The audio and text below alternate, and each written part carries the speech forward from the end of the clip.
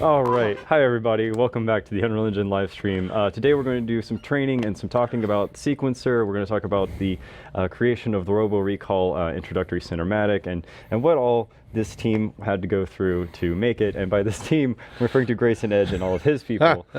But Grayson... Me, myself, and I? No, yes. But yes, thank you so much, Grayson, for joining us today. Thanks for having me on. So yeah, let's kick it off. Please tell us, how did this come to be, and where did all this like actually come from in the background? Sure. I mean, we wanted to have a cinematic for something that introduced the story for Robo Recall, loosely introduce it, and we decided to do something that was cinematic based. And I've traditionally worked with a lot of 2D cinematics and those type of things, and so now we wanted to try something that's more in VR.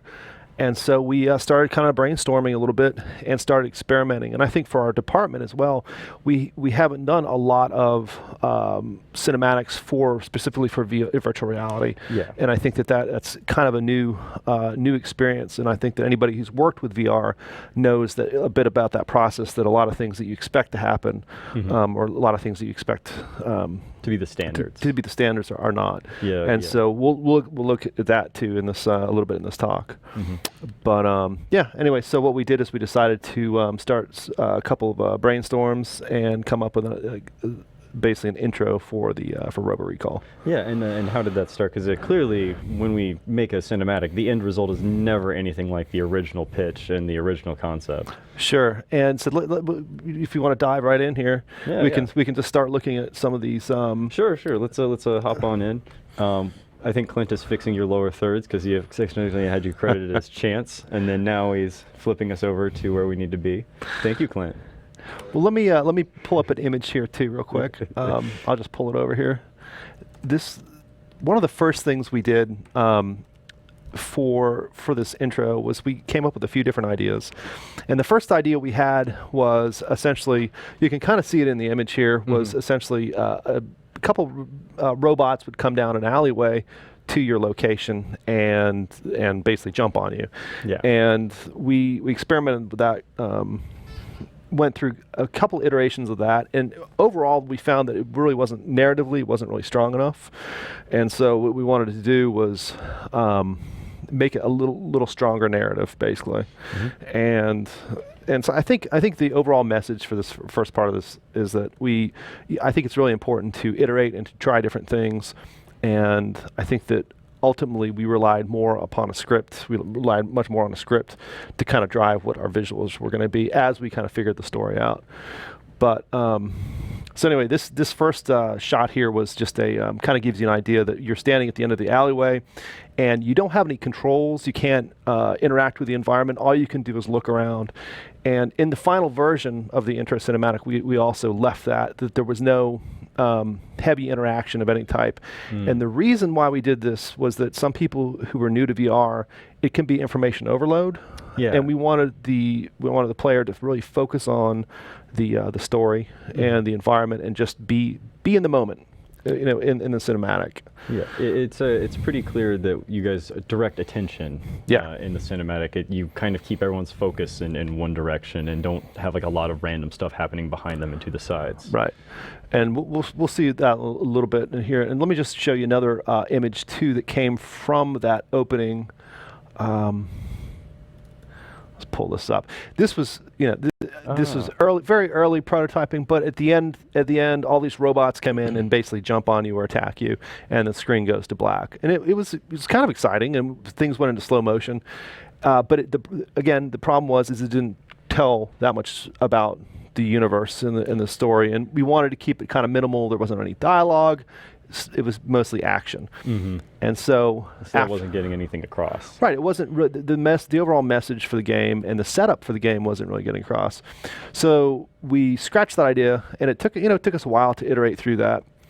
And the second thing that we came up with was something a little more funny, a little more narrative, and it took place in an apartment complex, or inside of an apartment unit, and we had a single robot, one of these they're called TAL 9 robot model, and it was the robot was friendly and kind of hostile to you at the same time, and it was a bit of more of a comedy type of setup where we try to explain a little bit about the world. Yeah, like the little hand-drawn things. And who all was working on this one? It's because it Let me wasn't get just back. you alone. There was like a whole team of people. Yeah, we had a couple people on there. So Gavin Moran was doing creative cinematic direction overall. I worked with him. He pretty much, we talked every day, and he would draw little storyboards like this, and we draw stuff up on the board and talk about it. And we really loved the second idea that we had, because it was a lot of fun and all the crazy stuff we could say to the player, because we could really bring these robots in close to the player. Yeah. And they could, say funny things, and it was just kind of a cool environment. But we didn't end up. It's got a really lighthearted feel to it. Yeah. It's nice. And then you asked earlier about the team. So we had Jerome Plateau, and Tommy was the production for that type of stuff. Tommy Jacob. Tommy Jacob, yeah. And we've had I think we've had all of them. Maybe Gavin hasn't been on at some point, but Jerome came on for an animation stream a long time back, and then I think Tommy's been on for maybe one stream a while back. I could be wrong, but and then Nick Donaldson was course. we talked scripting stuff and blueprints quite a bit when the needed whenever we had a need for scripting. And then and also Zach Bellican, his audio guys, for anything audio related. Yeah, that's right, because we had a bunch of audio updates, which Aaron McLaren came on and talked about some of the audio updates. So I'm sure that we had to get Zach Bellica on to do the actual narrative-driven audio stuff. Yeah, that makes sense. So it's really, I think overall though, compared to a lot of projects, it was a very small team. We met twice a week. Sounds like under 10 people. Under 10 people. Yeah, for sure. So that's actually relatively small team considering AAA title, yes, large overall development and all that, but it was a quick cycle too. And also at Brian K too, Brian Kindragon, he was doing writing, as well as people like Shelley, and I think a lot of people contributed to different parts. I want to throw that one out there. Everyone who knows Shelley, she actually contributed to this. Shelley, we love you. She's right over there. You can't see her because the camera's not facing the right way, guys. Sorry. So and to say some more about the team, yes, a very small team, and I love it. I think I had a great time. I like working with large teams a lot. They can be exciting, but I also like working with smaller teams because they can be very agile, and iteration happens pretty quickly. So it was an exciting time. We had a good time doing it. Oh yeah. It sounds like it was a lot of fun to actually work with that crew. And who did this sketch here? This is Gavin. So Gavin is he is the master of this stuff. He bangs it out really quickly, and that's how a lot of our cinematics and things, even for our VR, it's useful. Which is basically a 2D type of storyboard or sketch, can really convey a lot of emotion and an idea, and we can build quite a bit off of something as simple as this. And we did. Let me just show you a quick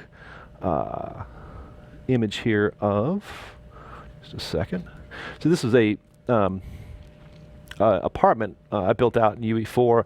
Did this in a couple hours, and most of this geometry in here are just simple cubes, just different scales. There's a couple spheres in there, and there were a couple detailed actors, like we had a plant in one and all this stuff. But what the point of this is that you can very quickly, very easily build models with UE4 for VR simulations and that type of thing, or for cinematics. And so what we did is we put the camera in this environment, we got a sense of scale, and then we started moving our skeletal mesh here around to kind of fit the story that we're trying to tell. And so we quickly went through a prototype of that intro and decided that it wasn't quite what we were looking for.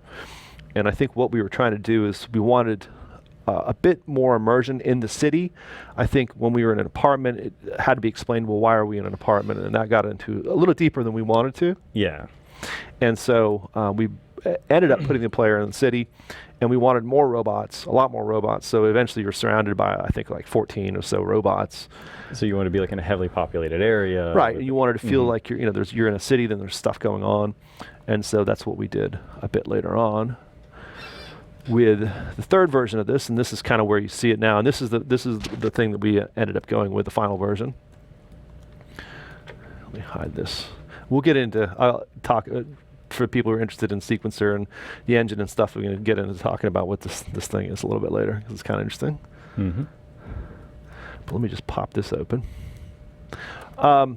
I'm not going to get into a lot of detail here unless you think it's worth it here. But for a moment here, I'll kind of show you. You do like a quick play. Yeah, just to kind of give you a gist of what's going on. I don't want to spoil anything either.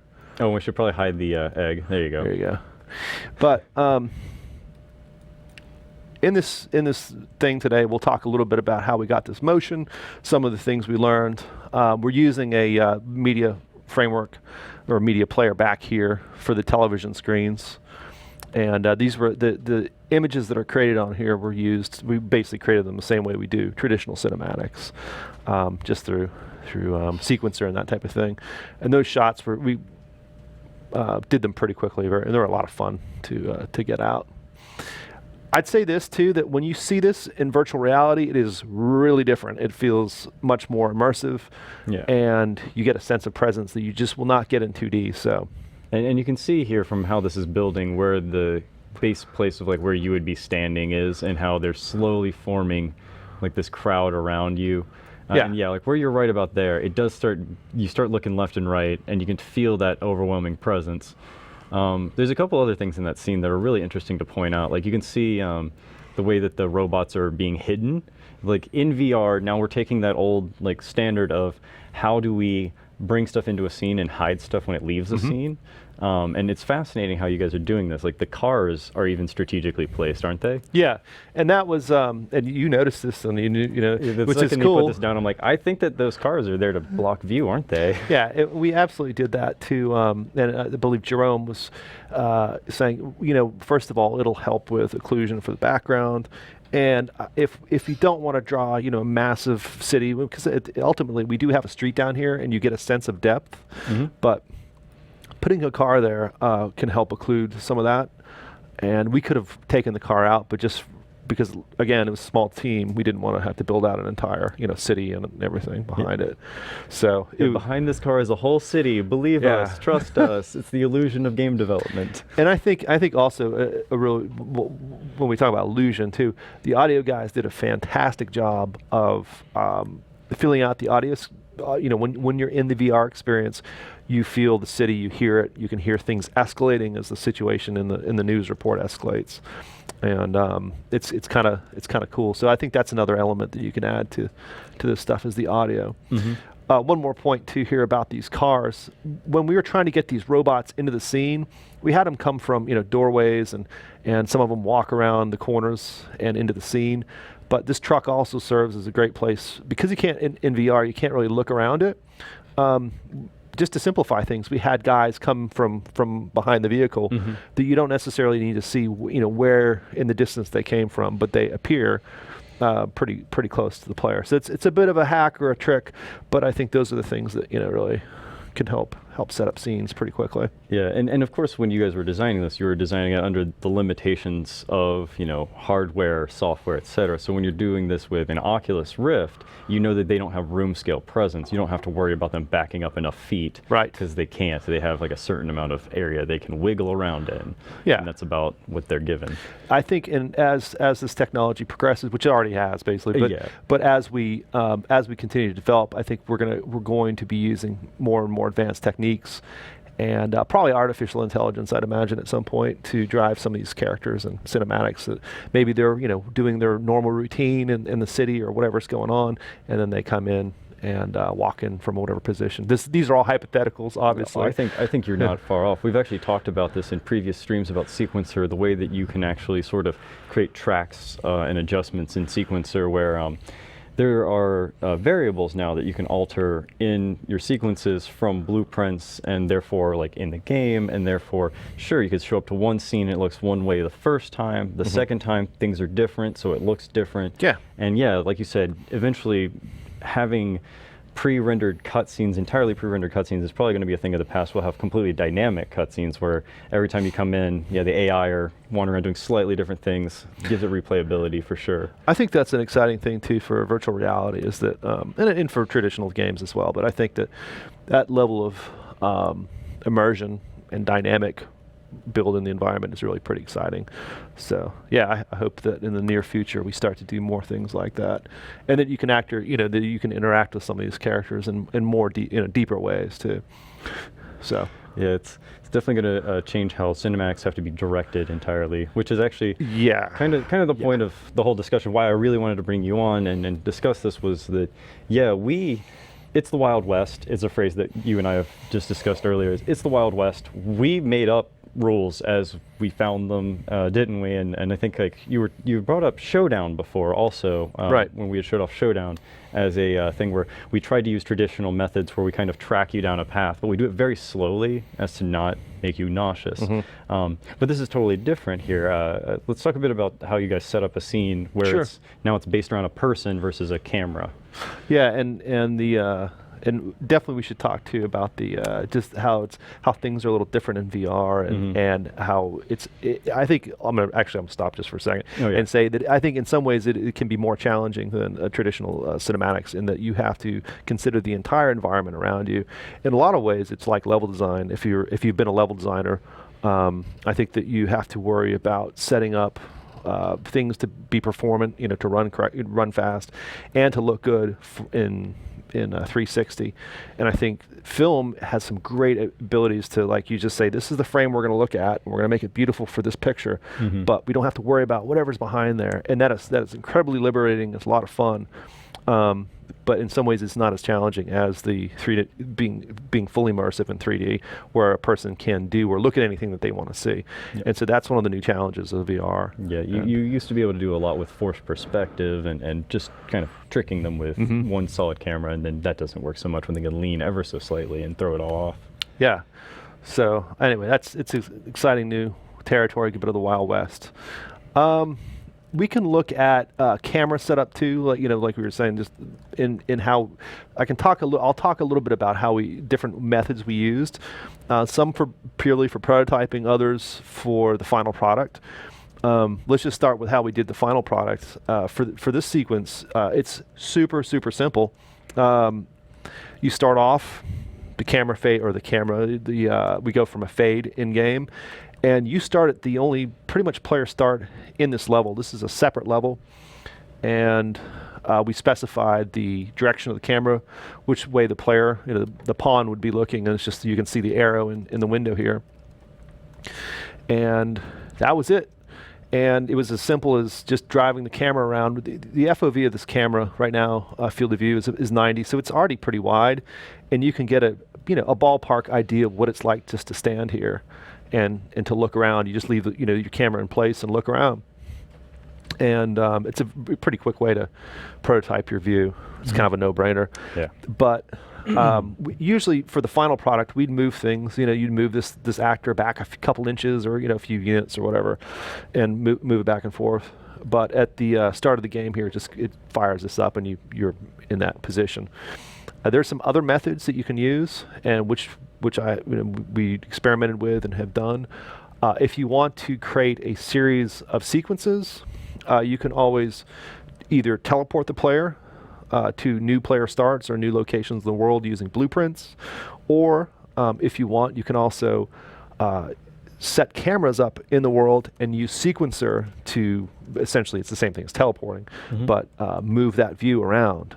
And the great part about that is that you can very quickly orient the camera in a direction you want the person to be looking, and they will look in that direction when you go between different shots or cuts or whatever you want to call it, which is kind of cool. Some of that, if you're not careful, can be disorienting.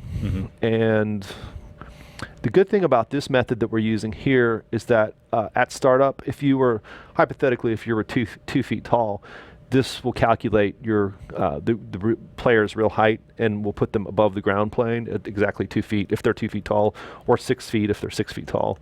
And so that immediately gives you an accurate sense of presence versus some arbitrary camera that we place in there. So all that's just to say there's a lot of different ways you can skin a cat with this, or handle this type of thing. Yeah, it's And like we said with the whole Wild West thing, you're probably actually going to discover things on your own that we haven't even covered here or didn't even know about if you're creating cinematics on your own. Every experience seems to be very different. And every time I've talked to other teams that are making VR games, like the Servios guys, they encounter completely different challenges from the way that they want to set up a cinematic moment and all that. So sure. Yeah. I think the other thing, I think we've had a few questions about this, is the fade, and it's very simple. A fade in a movie, it works surprisingly well in VR. If you want to transition from a location or an idea, you can use a fade, and you can do it through. In this example, we've got some here in Sequencer, and then there are other kind of unique ways of handling this as well, where we take a. Let me get out of the sequence just for a second and show you. There's this big black sphere, egg-looking shape here, and that can be used where you put a mesh around the player start or your player position, and you can either just get rid of it altogether and just hide it, show it, so you can be in pure black, or you can see everything around you, or if you want, you can apply a material that you can then drive and fade in or fade out. Yeah. In this case, we used this big black sphere because there were a few frames at the very start when things were loading up that we wanted to hide, that we then hid the egg and then faded up or faded out using Sequencer from that point. And again, there's a lot of different ways we could do this. This was just very fast and easy way of doing it. Yeah, it seems like like we were saying, these are good, simple tricks to get around basic VR limitations and errors and stuff you're going to encounter as you're developing for it. And actually, another thing to check out might be like the Alan Willard dither material stream. If you guys don't want to directly fade in and out black, you want to do some effects around it too. But ultimately, yeah, you do want to kind of blind your player while you're doing transitions, and do it with black and not white. That's something else we discovered. Like, bright lights are more likely to make you nauseous versus like darker lighting. So that's all worth considering there. That's kind of a cool point too. I didn't even think about, but you're saying you could use that same tech that we did there with an effect like a slowly flashing red or whatever you want. It could be raining or something like that. Something to mask the transition. It needs to happen. Ryan Brooks did the one at the end of Bullet Train. Might have one of the best transitions I've seen, where at the end of it, to transition to the final screen, the world breaks down around you, and he makes it slowly, everything becomes transparent, but it does this matrix breakdown. Oh yeah. And then it's all black, and then everything starts all the actors start getting deleted out of the scene, but you can't see it happening. Yeah. It's a very clever way of solving that. Yeah, that's pretty cool. Yeah. Yeah. I think right now too, as a general statement, Sequencers has given us a lot of ability to have a lot of different ways of getting to doing something. And I was a little surprised just how flexible Sequencer is for virtual reality, given that not a lot of people have used, not a ton of people have used or have been developing cinematics for in VR. So it's just, anyway, it was cool. Yeah. Here are a few other things we could talk about too. When we block this out, I think if you're a developer or you have your own project or whatever, I think this is pretty useful information. I've been in the video game industry for, I don't know, a lot of years now, like 15, something like maybe even 20. But the longer I'm into this business, I feel like the best way to approach, for me at least, the best way to approach problems is through very small, simple examples, building to complex things. And I think for this intro, we did a bit of that, in the sense that in order to get the complexity of all these 14 robots, around you acting, saying things, doing things, the first thing we started with was just, we put the player start down or the camera, and we took a skeletal mesh in Sequencer, and we translated that mesh into the position we wanted them to end up in. So let's just use this guy here as an example. He didn't have any animations. It was basically like a T pose or a held pose that they moved the character into position. And then from there, as we're building the scene up, like for simple animations where these two robots, like if you look at the guy that's highlighted right now, he's interacting with the robots around him when they speak. Yeah. And Gavin created some very basic animations where the head would move right and the head would move left, or right to left. And we just stitched those in so that we could essentially simulate a conversation of two robots talking, which is cool. So it's real simple. Oh yeah. But I think those type of things, you don't necessarily have to have full mocap and all that stuff to start with. It's just a great way to very quickly prototyping your scenes and sequences. Yeah, I can see how a lot of these, like, sure, maybe the guy walking back and forth is mocapped out or something, but a lot of the guys just standing around, there's no reason to go outside of traditional animation techniques to jump through a bunch of hoops. Now I will talk a little, yeah, exactly, and I'll talk a little bit about how we got all these guys to get into the scene. I think you can be, there's a lot of different ways to do it. Yeah. For us, we wanted to use our mocap volume to really get you in that, to make you feel like you're part of this group of robots that are coming out, and how they moved into position here is something we'll talk about a little bit in a few minutes here, I guess. Yeah. So the other thing is, don't worry about the imperfections. Like when we first blocking this out, there's a lot of animation popping and stuff didn't look right, but I mean, I'm sure all you senior developers out there are like, yeah, whatever, that's that's normal. But for the junior devs out there that have done animation, when you get too detailed focused, then you lose perspective. Yeah. And you lose perspective of like the overall like scene, and then exactly. Like, we were so busy making it so that him stubbing his toe looked so good, and now we've realized we don't even want to use that clip at all because it doesn't work with everything else. And yeah, I think that's a really key lesson for especially if you're new to development or you're getting into it. I think that keep it simple, and if you're like me, you want to put all this detail into the stuff, but sometimes all that detail gets thrown out, the next day.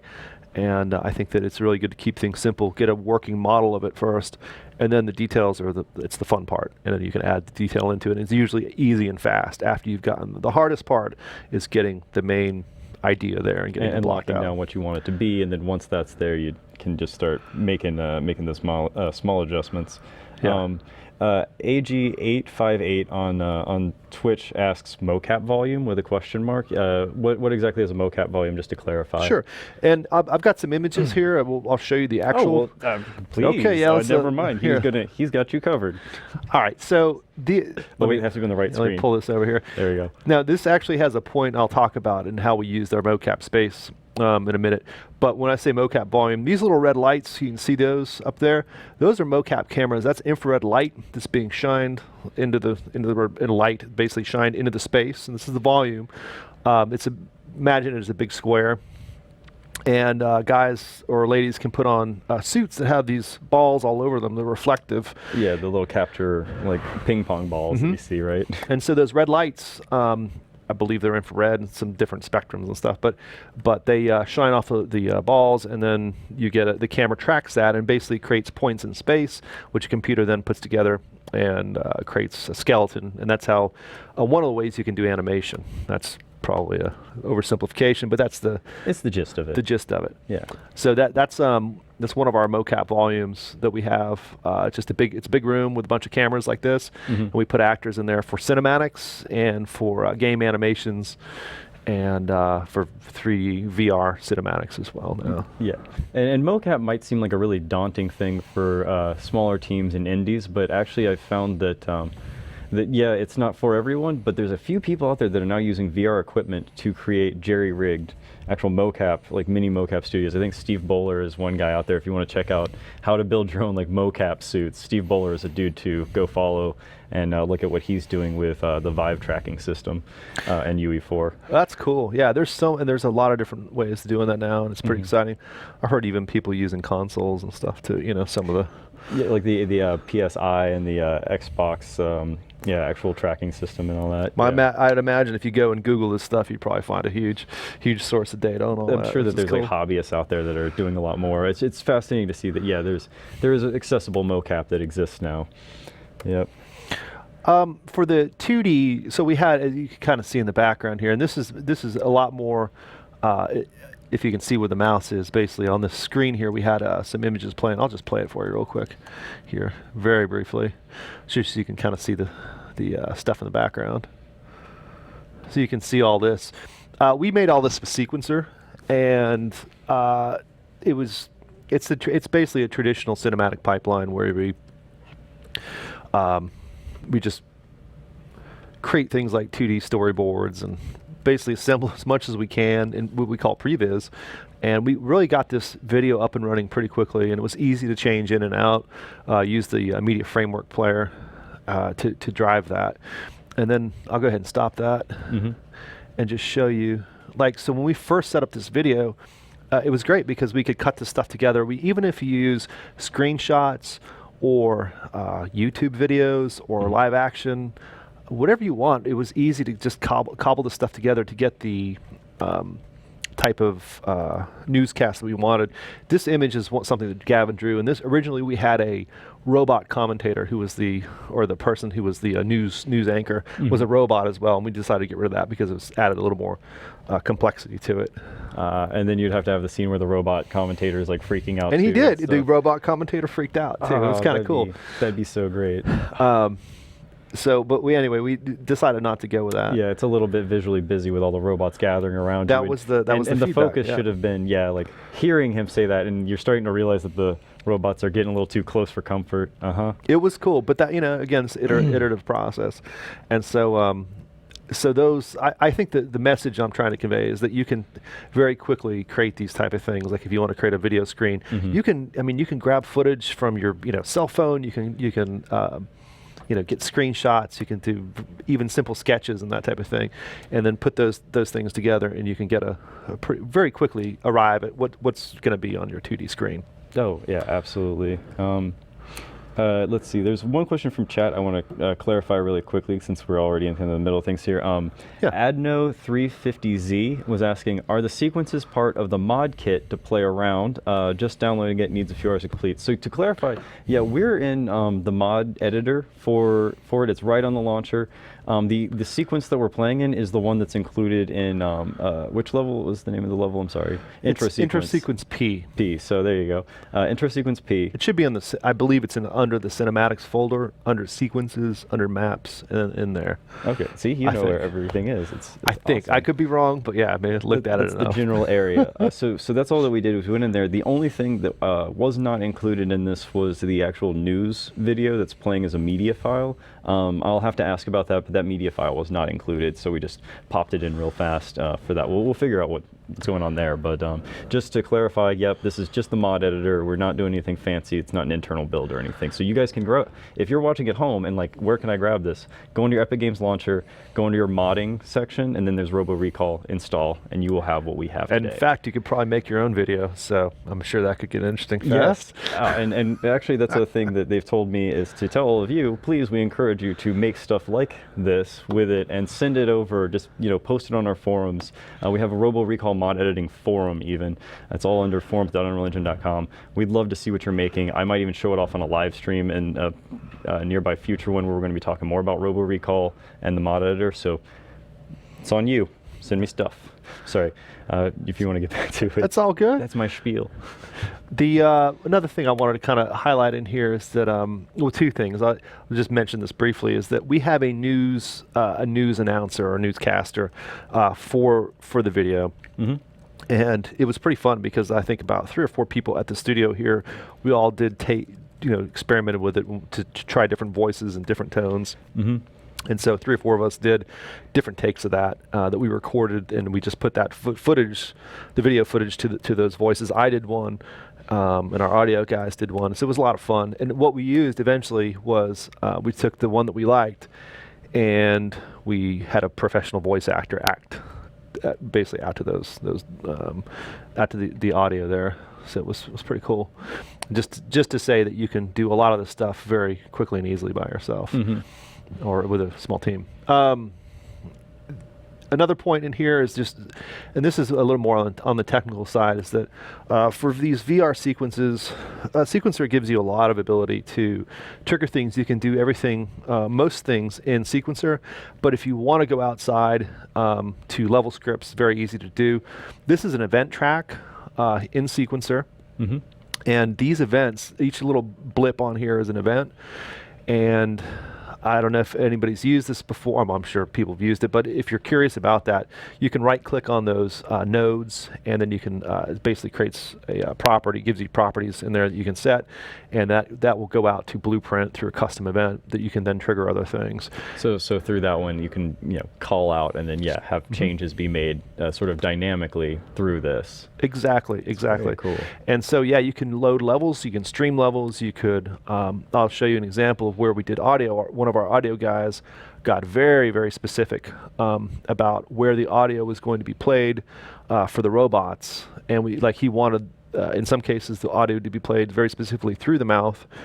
and then other audio for Foley and footsteps to be played through the feet. And this is extremely important for virtual reality because you actually have that amount of like binaural audio where you have like all that depth. Yeah, and it's really important for virtual reality because, and I think more, well, spatialization is obviously important for 2D as well, but for VR, when you want to, in some cases, we wanted to say to the player who has their back turned to some of these robots, as the robots approach, we wanted them to, the player to hear those robots approaching, and we spatialized the audio on the footsteps of the robot so that when you're in there, you'll look around because you'll hear people behind you or these robots behind you, and so that was pretty important for us to nail. Let me just show you real quick how this went out. So this looks a little little nutty here, but all of these are events that we just looked at in Sequencer that came out to audio. That was then spatialized through bones in the skeleton, so through the mouth or through the feet. Now I think it's important to mention too that in the near future we should be able to do this exclusively through through Sequencer as well. We can play sounds through Sequencer, but being able to play specifically through a bone right now, we're still doing in blueprints, but that should be in Sequencer in the near future, which is exciting. Yeah.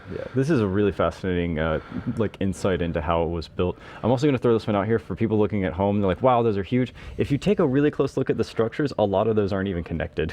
See? Yeah, those are missing executions. See those? Oh, yeah, that's right. Yeah, so it looks like you can actually see. Some of these are. Yeah, a lot of them have it, but then you see a couple here and a couple there. So you can actually see through these notes even, you guys doing the iterative process and not sure if you're going to keep a track of audio left in or not. And we say, and definitely we do that where you save it sometimes. You're like, you know what, let's try it without it. We don't need it. Okay, let's it's leave still it there for a second. Maybe we'll put it in later. Yeah. And I think I could see that. I could hear that discussion looking at those notes sitting there. I've had that talk so many times. Yeah, totally. That's funny. The other thing is, if you're new to blueprints or any of that, this is all this stuff is it looks complex, but it's actually pretty simple. There's only a few operations that are going on just in repetition in a high volume of those operations. So it's basically play over and over again. Right. So through a certain bone. So yeah, exactly. Cool. I think that covers a little bit about how we did events and other audio in Sequencer. So if you'd like, we can dive into the little more nuts and bolts of Mocap and how we handle this. This was the scene was a bit complex. I'll say that, for surprisingly complex. For traditional cinematics, we usually go into the Mocap volume and we shoot scenes, and we want to have things set up to be properly placed, but there's a lot of flexibility there for 2D for movies because you can move it around a little bit more. For this, we really needed to nail positions. Exactly, we had to say this is exactly where we want this robot to stand. This is exactly the time and place we want these robots to interact.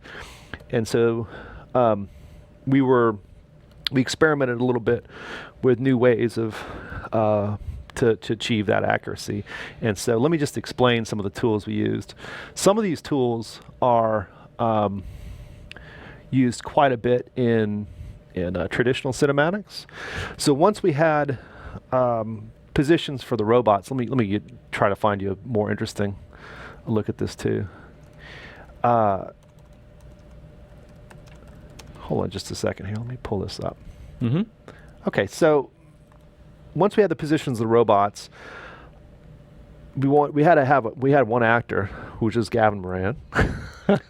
he put on the suit. He's a great actor. We could have gotten actors. We should have gotten Gavin in here for this. I know. Gotten him to do some of do the robot, man. Come on. Yeah, and we spent some time trying to figure out what the proper animation. We didn't want it to go too C3PO. We didn't want it to be too weird. So I think we came up with something that was pretty much what these robots ended up looking like. But what we did is, once we had all that data, I created basically a video for each robot. This sounds kind of over the top, but it would give the timing of when they were supposed to walk, when they were supposed to arrive at their location. I'll show you in a video in a second. When they were supposed to speak their lines. And we were playing this real time in the mocap space. So basically we call it radio play because the actor, Gavin, is acting to this video so that he nails his timing. And we usually do 4 or 5 takes, and he'd, at fourth or fifth take, he'd nail it perfectly. And then it's all timed out properly. So let me just show you one of these videos real quick, if I can pull it up here. And does this have audio as well in here? Can the audience hear the audio? Clint, do we have audio? And if not, I can just talk through it. He can turn it on. Oh, we have this video pulled. Oh, here, yeah. Let's just play the video full screen, make it look all fancy like Clint, and then we can talk over it. Okay, I'll pause it on this end. Yeah, down there's what they're seeing, so you have an idea of what they're seeing. Perfect. Okay. So I think you can hear it in here, but you should be able to hear some robot voices, or like text-to-speech type voices that are basically saying, say your line, walk, don't walk, that type of thing. And it's a radio play. Yeah.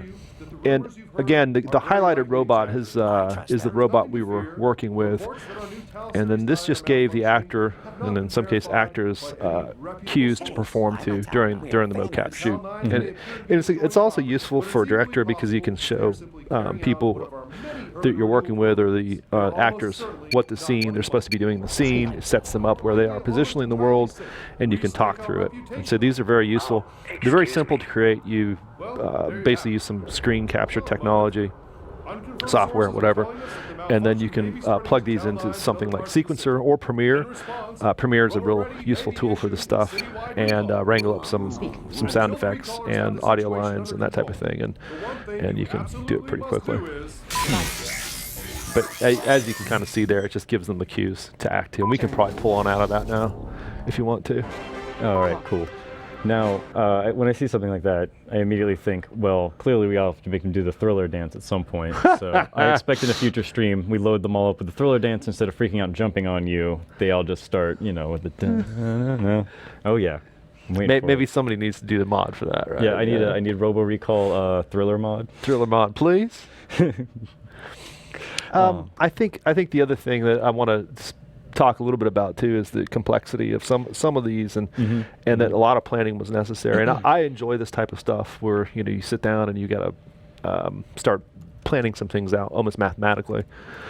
And most of that was done for the space where the robots were going to be in space for the mocap, and then the timing. Because they're in a group and because we had one actor, we had to make sure that they were all coming in to their positions in an order that didn't cause them to collide with each other. And so let me show you a little bit about that. One of the things we did here, let's see if I find the image, was, you know what, let's just go ahead. I'll just go ahead and skip on through this, and because that can get pretty tedious. We'll look at the mocap volume stuff here. All right. One thing I did was we took a measurement in UE4 of the volume that these robots were standing in. Yeah, because Unreal units translate to centimeters. Right. And then we did the math for that. Say we had a volume that was a certain size that fit within our mocap volume, and some of that volume was outside of our mocap volume, and we had to be able to get robots from outside that volume into the volume, and I'll talk about that in a minute too. But let's just talk about the volume for now. If you look at this image here, this little black X marked the corner of one of the UE4 volume that we had, where the robots would be standing. Each of these little marks is a note piece, what do you call them, a sticky note, sticky pad, and that was a rough indication of where they'd be standing. Oh, okay. So instead of having like a bunch of tennis balls on sticks like I've seen before, like you just had little sticky notes. Yeah. Like, this is a person. This is the person. Now we could, this was the first iteration of this too, and I'll show you, we switched things up just a little bit towards the end. And we used name tags, which was a little easier to do, and we wrote down all the positions. I think the good thing about if you use tennis balls or things that have a vertical element or hang things from the ceiling, is that an actor doesn't have to look down at their feet to see where they're going to go to stand. There's a lot of other ways you can handle that, whether it's a person with a stick who's standing there. But suffice it to say that this was the volume. These are some of the rough locations where the robots were standing. And one of the problems we ran into, interesting, is that UE4 is perfect, right? It's for the measurement stuff was perfectly measured. Our volume, we ran into some problems between software and the actual volume, and also the skeletal mesh and the size of the actor. So long story short, this is pretty complex, but we very quickly got into inaccuracies where the actor would walk from one side of the volume to the other, and that volume didn't appear to be the correct size. And we found out that it was actually related to the size of the person playing the character and the size of that skeleton mesh, and so it overextended that space. So we found a solution for that, which I'll talk about. But finding someone that was the right height. That's one solution. Absolutely, that's one solution. Also, you get into gate questions there, but we found another way to simulate it through volumes. And what we did, and I'll show this to you in just a minute, but let me quickly just show how we did this first section. We basically measured, so each point measured, right 100 units down 100 units, and that's position 1. So if your system's calibrated perfectly, then that'll work. That should work, and that's what we thought would happen. That was not the case. If your system doesn't work perfectly, one of the things you can do is go to this volumetric approach, and let me show you that. So there's a hidden level in here that shows. Whoa! I didn't know this even existed. Yeah. So let me go into this mode too. That's the volume. This is the more technical aspects that I wanted to get into here. So this is the ballpark, the volume that we had to work with in Mocap, or our Mocap space. And it looks kind of small in here, and it is pretty small. But what we decided to do eventually is place these volumes. So I think they're a little shifted off where the original positions were. But this volume here, for example, we said this is where the middle of this volume is where this robot is standing. And what we were able to do at the day of the shoot was we would get the actor and say, we can see this volume in UE4, go and stand. We'd say step left, half step right, until they were in the center of the volume, and then we'd mark that spot. And we did it for all the robots that were in the scene. And then we also had a position for the camera, exactly where the camera was. There's your tennis ball on a stick. There's the tennis ball and stick, exactly. This time it's the camera instead of being the other way around. Wow. Yeah. And so, long story short, what we did is that gave us everything was relative to basically a central position and to each other, and that allowed us to shoot this properly, and despite all the discrepancies in size and stuff like that. So it's just a quick solution for that. Yeah. One of the So I was actually, someone in chat had asked earlier, and I wanted to see if we could do this, but do you know what these green arrows are that are all over all the things? Yes, I do. These are emitters, and for the most case, some of these are hidden actors right now. So they are emitters that are attached to particle systems, and specifically they're the electric effects when the robots get electrocuted or when they get the virus. I don't want to spoil too much, but I think they kind of tell you in the beginning of it. Yeah. Like I think we've spoiled it in a few other things. Yeah, enough. So anyway, we've spoiled enough. Yeah. So it's basically they're emitters, and they're attached to joints on the robots, and all the arrows are just directional components of those emitters. If that makes sense. Yeah, it does. That makes a lot of sense. There's a lot of stuff in there. Yeah. And we have ways of hiding that. I'm just kind of showing you all the stuff right now. Yeah, now we can actually see like the floor layout from what you were showing before, Yeah. like the big box. That's what that represented. There's your corners, and then all the different. I guess that's where all of your little index cards are. Yeah, and then you can kind of see here. I'll just show you. Actually, real quick, these squares is something that's pretty important in this process too, and this gets into what happens when we want to bring stuff outside of our volume into our volume, and we want to extend the size of our our Mocap volume. And for us, we decided to do stitching in Motion Builder, so we captured all the data in our Mocap volume, but we spatialized it so that each there's a central cube, the central area, and then we had, if we wanted to move another unit over, we'd have another volume over here, but we use the same volume, and I'll just show you how that works in 2D and that type of thing right here. So let me pull that image up real quick. You know what, we could probably just do it here if we want. So let's use this as an example. So there's a robot that came in here, and if you can see my mouse, so in this top corner up here, came around the corner. This is a Mocap. We captured Gavin, walked through the Mocap volume this way. And then at this point, we had these gates, and I called them a gate because the actor walks straight through this piece of geometry here, or this area, And that will allow us to stitch a separate animation where they start from here and then walk to their position in space. And so once they're in the volume, they can move around and do with it whatever they want.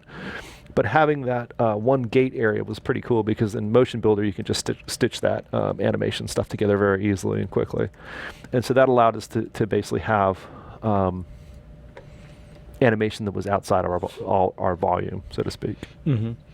Yeah, and I don't know how much of this is just purely for visual reference, though, and how much of this is, that's what they're kind of wondering, is how much of this is actually like functional bits, like the pink boxes. Do they actually do things, or are they just for the... That all these volumes and stuff are things that we used for exclusively, primarily for mocap, and to create the animations for this. In terms of, do they do anything in the sequence itself? No, they don't. They're there as an overlay, so that if we wanted to adjust or shift things in the sequence, we could. So unless you plan on doing mocap, I'd forget about it. You know, for now, that's pretty simple. Just want to clarify that to y'all wondering at home. It's not like some super ingenious system. It's just like a bunch of reference markers, really, to help them see things. And some of this, and I hope it's useful to some of you, is that this is meant to just show you some of the processes that we use to, if you're going to do mocap or you want to get more sophisticated with it with a home system as well for motion capture. These are some methods you can use to extend your own volume or your own way of doing mocap. And then here was an example too of the just using a name tag, saying, you know, this is where the robot would stand, that type of thing. I actually thought this was like an interesting looking repeating texture. At first I was like, wait a minute. Wait a minute. So that is mostly it. I think the other thing that we did, once we had all the animations stitched together, we cleaned up the final animations. And I think the other thing that was really interesting about virtual reality is that we were able to look at these anims in VR now and see a lot more imperfections and clean things up more than we usually would in 2D. Yeah. And some of our animators were very surprised to say, like when you can look at the robot animating in front of you, it's like, wow, and they're spinning around. You can see all these imperfections and things in the animation that you wouldn't have maybe caught before, which is kind of cool. Yeah, again, that's like the perspective thing for you. Like, I'm sure that it takes... Now you need QAs for your cinematics to do all the leaning for you and like lean. Okay, I'm going to lean as far back this way and as far forward this way and tell you if I can see things when I lean. But there was definitely a lot to be learned as far as adapting old techniques and then coming up with completely new techniques on the fly as you guys needed them. The volumes thing to like placement cards in real world is fascinating, and I'm just always intrigued when we do another one of these and we come up with a whole slew of new things that we learned, like process and stuff. Yeah, it's been really cool, from traditional cinematics to working with this. Things that you expect to work just fall flat or didn't work at all. And I think the thing that I like about it, and I think a lot of people that are involved with virtual reality these days, is that it's a whole new game. And there's a lot of problems to be solved, and I heard somebody say this recently. It's fun to solve those problems. If you like solving problems, there's plenty of things to work out in virtual reality, and it's really pretty exciting. Let me mention one other. Do we have time to mention one? Okay. Yeah, we're good. One other thing I'd like to mention too, and we didn't use this very heavily because we were trying to do this pretty quickly, but when we were doing recording of the sequence, we had the ability to record this in sequencer while the actor was acting in mocap. And the cool thing about this is that we may use this more in the future, is that you can very easily take that recording in sequencer and immediately see how it all fits together in your sequence. So the same day, instead of waiting for animation processing and that type of thing, you can see all the performers performing all at the same time and say, you know what, that take right there in the sequence we want to replace. Let's get a new take of that. Or we could try, switch out different sequences. And so that was pretty cool, doing real-time recording with sequencer. Yeah, and that's actually sort of cool that you got to do that in-house and experience it, because we showed it off with Senua before, but it's like, I know that after we did that, a lot of people were like, but how practical is this? And I'm like, hey, practical application number one. And I think in general, we're moving in more of that direction, that we're doing real-time captures and sequence recording. And even cameras in virtual reality now, that we have a camera mounted to one of these VR controllers, and we can film a scene instead of using some in the past, people have used things like gamepad controllers. Well, it's a lot cooler because now you can just grab one of these VR controllers and move it around, and then you can also put on the headset and be in the environment and film it and see it, and then it gets recorded sequencer. So there's a lot of really cool stuff coming down the pipe for that we're using now. Oh yeah, and actually some of that is kind of leaning into where we're going to talk more about how the engine's getting more VR heavy in the VR editor, which will be next week thing that we're going to be doing. Exciting. Little preview for y'all. But yeah, it is amazing to know that the sequencer camera and all that can be controlled in that space, and you can just play around with it as you need to. I think one other thing too, and I wanted to mention this, is that that we tried a lot of things. At first we said we don't think that's going to work, or we do think that's going to work. And I think the best thing to do if you're a virtual reality developer or interested in this stuff is jump in and try it out. Because a lot of times what you think is going to work or seem cool or not cool is different than what you get when you get in there. And I think for the ending sequence, we wanted to have those robots, jump at you. And when we were discussing it, we said, we don't think that's going to work for X, Y, and Z. And a lot of us were like, it's not going to work. And some of us were like, it'll work. But the only way we ever figured that out was we got in there and everybody was like, wow, that works really well. It's, it's a fun experience. So. Moral of the story is, I guess, for VR, definitely get in there and experiment. Yeah, experiment, have fun, know that you're not doing things wrong as long as you still perform it and no one's seeing all your glitches. And that's what we really wanted to get across here today is trickery is 99% of what's going to make your cinematic look great. It is 100% fine, yeah, right? So let's see here. We've got quite a few questions from chat. And so for those of you that are watching perhaps through Facebook and YouTube and Twitch, yeah, we take questions out of the chat, I'm taking them out of Facebook now and out of Twitch both. So we've got a few here that we've kind of gathered over the course of this. Let's see, we covered AirTech's question of what are all the green arrows for, so I'm going to knock that one out. Let's see here. Jay Bernhelm off of the forums asks, level sequencer question, do you ever go from one sequence to the next without a camera cut to hide the pop?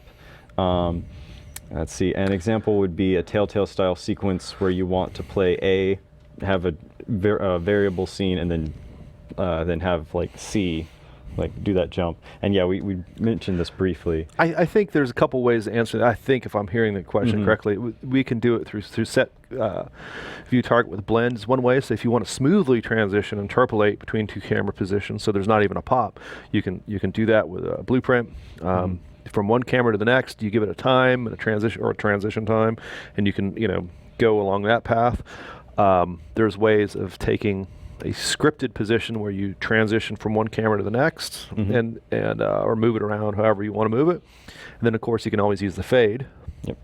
And then sequencer has, and I think this is pretty obvious, but in case not, there's a bunch of camera tools in sequencer that allows you to go between cuts seamlessly, between cameras. Yeah, I think he's also interested in I guess what we were also talking about with how we have like events and stuff, but you could have it trigger different sequences. This is just like going into your events track and choosing sequences based on properties that you've also like previously. So basically, when you're doing a question, with your question of Telltale games as an example, they basically have Boolean switches throughout the game as you're making dialogue choices, and then they just say check all these Booleans in this big array, and then pick a video to play. Absolutely. And yeah, so sequencers should have. Very easy to do. I think that you can do it through having multiple, you'd obviously have to set up a blueprint for it and then have your different outcomes. Now you could do it through sequencer where it plays a sequence, depending on, if you do this thing, it can play sequence A or B, and at that path you can decide, whether you want to do A or B, and you could play the sequence, or in some cases you could just if we want it all pre-rendered, you could do a media player type thing where you just play the media player on a 2D screen or a 2D object attached to your player camera, for example. So there's a lot of different ways you can do that, which is cool. Yeah, Oh yeah, there's like it's kind of up to you to figure out how you want that to resolve in the background. But I think in terms of finding that information, I'd look into how I would experiment with very simple A and B sequencer setup. So if you do A, you know, trigger sequence A. If you do B, it triggers sequence B. And then I'd also look on UE4 forums and stuff about how the media player asset works for us. yeah. All right, I think that answers that. How difficult is it to move the camera actor in a VR game, or I guess what we're doing here, and how did you do it? Super easy, Yeah. and again, there's a lot of different ways you can go about it. For us, the way that we handle it, the final product was just simply to do it through the player pawn, and at level start, it calculates the your height. Mm-hmm. And it basically puts you right in the world. And so we just basically start you at the player start, and it takes over from there. Yep. The other way you can do it is simply putting in cameras in the level wherever you want arbitrarily, and then you switch between those cameras. And if you want to move those cameras, you can move with those cameras as they move in sequencer. Another way to handle that is through teleportation, where you teleport to different points. You could do a interpolation where you take your whatever, like if it's a pawn, you move that through the level, or the most kind of unusual way to do it would be actually put your pawn on top of an object and just move that object, and it'll just drag you along with it. And that actually has some applications. So if you wanted, for example, to ride a camera rig and film stuff in virtual reality, you could do that. All right. Yeah, and actually that's kind of an interesting point in general about when you're designing this camera-wise. In VR, the player is the camera, and so your cinematic isn't developed so much as, like build the scene, fly the camera through it as we want to have the shot set up. It's more like the player is here, build the scene around them, make sure that the scene happens around them properly for that experience. Right. So it's definitely a completely different. Bringing elements into that. Yeah, and that's kind of the way we set it up here. Is we started with, here's where we want to be in the world, basically, and look around, say, yeah, looks kind of feels cool. All right, now let's bring these robots in around you one at a time until they're surrounding you. And we didn't necessarily move the environment to do that, but we move them and things around you, which is kind of cool. And that gives you a sense of presence and life in the scene too, which is cool. Oh yeah. Let's see here.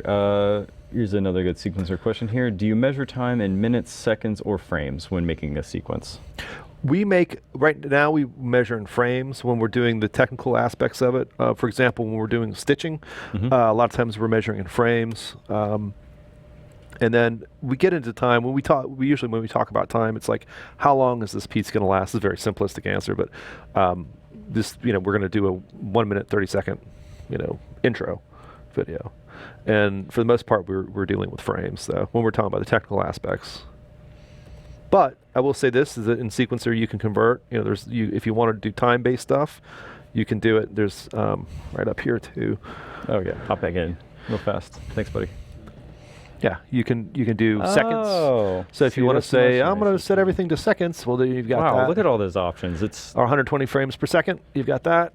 Oh, 30 cool. frames a second. So these are all different formats that we 120 have. FPS for when you really need to go hardcore on that cinematic. But I like you actually have film in there. It's actually marked as film, 24 FPS. Yeah, let's just film. see 24 FPS. What you're seeing when you watch like a soap opera or pull this whatever, up right? too. Yeah, and that's because you guys watch soap operas all the time. Yeah, I'm a soap great opera cinematography. Fan. In fact, I act in I'm teasing. All right. What? Soap opera actor. Oh, man. My life is a soap opera. I'm teasing.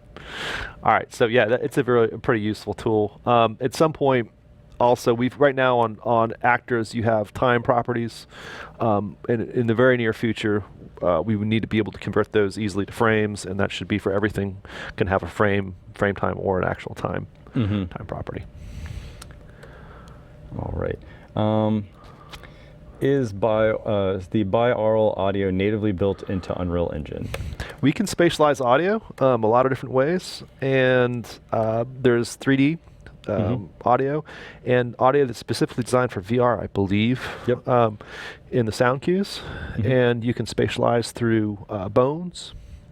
If playing through specific bones to really spatialize, feet precisely, like stepping in the mouth, talking like you were talking about before. Yep. But yes, to answer that straight up, yeah. Yes, and also if you really want to see some awesome audio work stuff, check out Aaron McLaren's the audio stream we did not too long ago. Go on YouTube. We have our Unreal Engine channel on YouTube where we have archives of these streams. If you've missed this one, missed a lot of it, we'll have it up eventually.